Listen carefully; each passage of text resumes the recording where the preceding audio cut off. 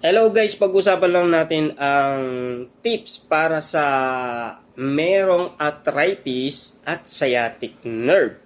Ito ay makakatulong para palakasin ang kanilang tuhod. Ang nakikita nyong ring, yan ang pwede nating sabihin na pampalakas sa ating mga tuhod. Kasi, rinekomenda rin ng mga doktor na kailangan mag-workout din ang merong arthritis. Kasi kapag ikaw ay mataba, siyempre kailangan din magpapayat ka rin. Kasi yung bigat ng iyong katabahan ay hindi kayang dalhin ng iyong tuhod. Kapag meron kayong nakitang mataba at siya ay naglalakad, makikita ninyo ang kanyang mga ugat or mga varicose vein niya talagang nakalitaw. Kasi depende yan sa kanyang timbang. Kapag hindi nakayanan ng kanyang tuhod, unti-unting nababawasan ang kanyang fluid sa kanyang tuhod, 'di ba? Kaya nirerekomenda ng mga doktor na kailangan uminom lagi tayo ng tubig. Siyempre, kung mas marami ang soft drinks, siyempre, alam nyo naman siguro kung ano ang magiging resulta sa katawan ninyo. Siyempre, tataas ang uric acid ninyo at magkakaroon kayo ng rheumatoid arthritis. Iba pa yon sa osteoarthritis. Tatlo kasing klase ang arthritis osteoarthritis, rheumatoid arthritis, saka gouty arthritis.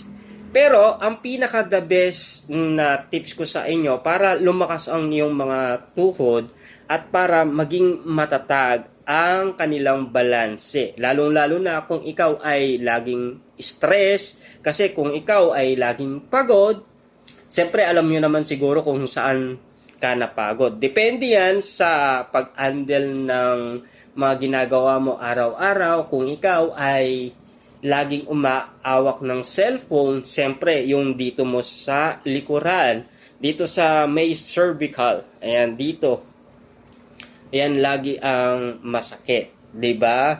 Kasi yan ang mga tinatawag na osteoarthritis. Minsan nai-stress ka rin kasi sa sobrang sakit.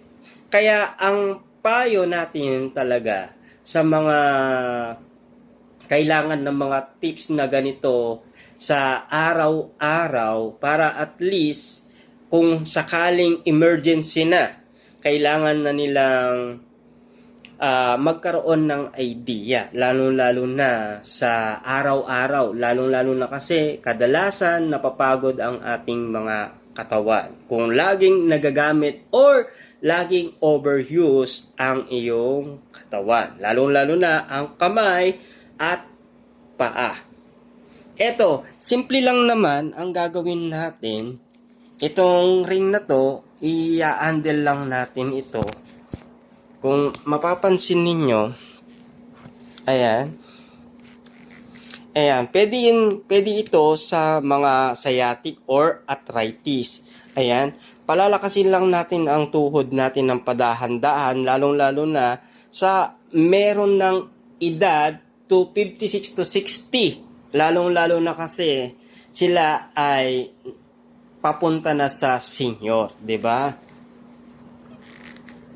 Eto, ayan. Dahan-dahan lang. Pero bago mo gawin ang bagay na ito, kailangan mo muna magpa-BP kasi baka hindi kayanin ng iyong katawan.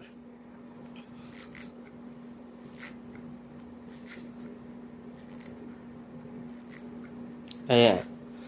Sa mga sciatic nerve, pwede rin ito.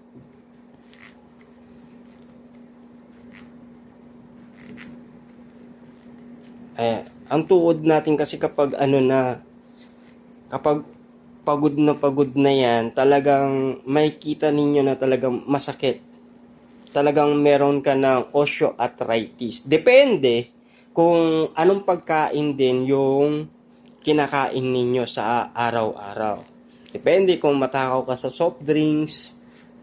Depende rin yan kung matakaw ka rin sa mga beer. Ayan.